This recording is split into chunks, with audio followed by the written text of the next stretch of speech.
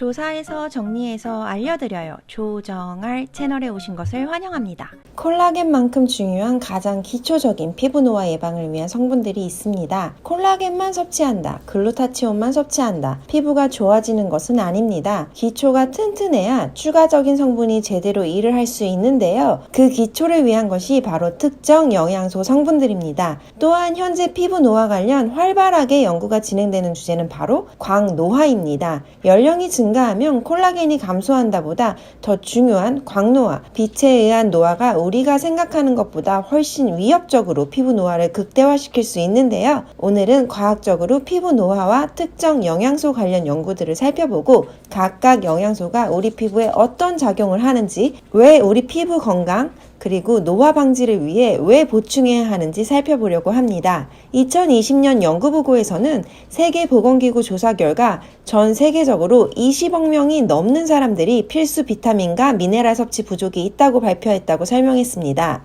피부 노화를 가속화시키는 것들은 무엇일까요? 여러분의 구독과 좋아요는 정보를 조사하고 정리하는 데 큰 힘이 됩니다. 산화 스트레스 축적은 DNA 손상 유발, 피부 염증 반응 자극, 항산화 효소 감소로 콜라겐 생성을 억제하고 피부 노화로 이어질 수 있다는 것이 과학적 보고입니다. 흡연은 피부 표피 두께를 바꾸고 색소 침착을 가속화한다는 연구 보고가 있었고, 음주는 각질 세포 증식 촉진, 피부 장벽 기능 파괴, 피부 지질 구성에 영향을 미친다는 연구 보고도 있었는데요. 설탕과 같은 음식은 피부 염증과 관련이 있었고, 자외선, 수면 결핍, 영양 부족, 염증 등의 요소들이 함께 결합하여 잔주름, 건조, 탄력 상실, 색소 침착 등 피부 노화를 가속화시킨다는 연구 보고가 있었습니다. 그렇다면 피부 노화를 방지할 수 있는 영양소에는 어떤 것들이 있을까요? 먼저 물인데요. 마시지 않고 바르기만 한다고 피부에 수분이 차오르지는 않습니다. 카페인이 함유된 음료를 제외하고 순수한 물을 하루 얼마나 마시고 있는지 꼭 확인해 보세요. 2리터의 물을 섭취하시는 분들이 생각보다 많지 않더라고요. 피부 내부 균형, 조직 기능을 유지하고 노화와 염증으로부터 신체를 보호하는 역할을 하는 것이 바로 물인데요. 연구에 따르면 하루 2리터 이상의 물을 섭취하면 피부 생리학에 상당한 영향을 주고 피부의 수분 보유력을 촉진한다고 보고했습니다.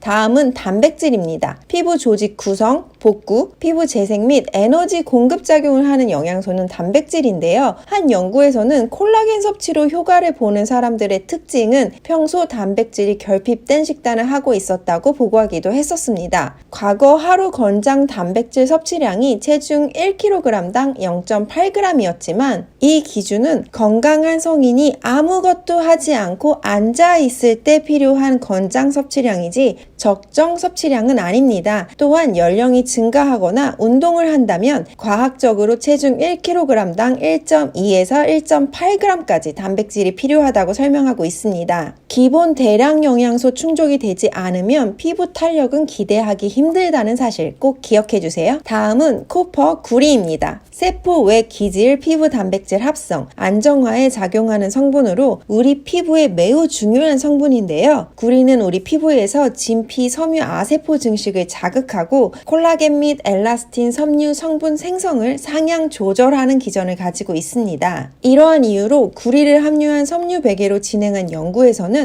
주름 감소에도 도움이 된다는 보고를 하기도 했는데요. 이러한 이유로 한때 코퍼를 함유한 섬유도 인기를 얻었습니다. 다음은 아연입니다. 아연은 면역과 혈당 조절, 그리고 비만을 예방하는 영양소로 알려져 있는데요. 피부에도 매우 중요한 작용을 합니다. 표피 각질 세포의 증식 분화에 필요한 영양소로 일부 연구에서 아연이 화농성 여드름 치료에 도움이 될 수 있다고 보고하기도 했고, 아토피 피부염과 기저귀 발진 등에 도움이 될 수 있다는 연구 보고가 있었습니다. 다음은 셀레늄인데요. 피부 각질 형성, 세포 발달에 필수적이고 피부 항산화 효소 활성과 관련이 있는 영양소입니다. 셀레늄을 보충할 경우 DNA 복구 활동은 강화되고 노화를 방어할 수 있다는 연구 보고가 있었습니다. 다음은 피부에 직접적으로 바르는 성분이기도 한 비타민 A입니다. 노화 방지 성분으로 피부 노화를 예방하고 비타민 A 레티놀, 카로테노이드는 주름을 예방하는 효과를 가지고 있다고 알려져 있고, 주황색 식품에 풍부한 카로테노이드는 밝은 피부톤을 갖는 데 도움을 줍니다.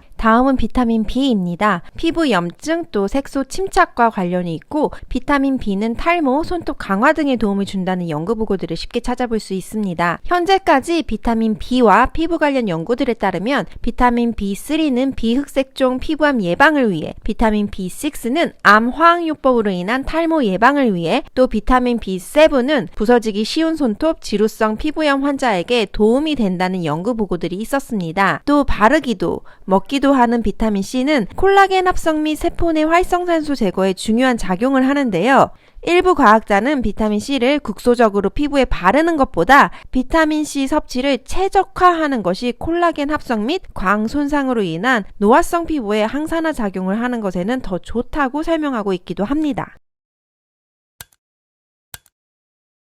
비타민 D도 있는데요. 비타민 D는 피부 DNA 손상, 염증, 자외선으로 발생할 수 있는 피부암 위험률을 감소시킨다는 과학적 연구 보고가 있었습니다. 다음은 비타민 E인데요. 지질 가산화 억제로 피부 노화를 예방, 상처 자국을 옅게 만드는 작용을 합니다. 마지막으로 지방이 있습니다. 고지방 식품은 피부 염증과 관련이 있지만 필수 지방산은 피부 지질 합성 및 대사에 매우 중요한 작용을 하는데요. 이렇게 필요한 영양소를 보셨는데요. 피부에 기본적으로 필요한 것은 손쉽게 챙겨 먹을 수 있는 멀티비타민이 될 수 있겠죠? 예를 들면 특정 식단을 하시는 분들에게 특정 영양소 결핍이 올 수 있어 강화식품을 섭취하라는 권장사항을 쉽게 접할 수 있습니다. 현대인들의 경우 특정 영양소를 지나치게 과도하게 섭취한다거나 특정 영양소를 결핍되게 섭취할 확률이 높을 수 있는데요. 나에게 부족한 영양소만 섭취할 수 있다면 가장 좋겠지만 어떠한 영양소가 부족한지 알 수 없거나 편식, 다이어트, 바쁜 라이프 스타일로 모든 영양소를 만족시킬 수 있는 식사를 할 수 없는 경우라면 피부 노화 방지를 위해 가장 합리적이고 비용 효율적인 방법으로는 피부 건강 관련 콜라겐이나 글루타치온을 섭취하실 때 종합 비타민도 함께 섭취하는 방법을 고려해 보는 것이 좋을 것 같습니다. 하지만 어린이와 노년층과 같이 취약한 인구에서는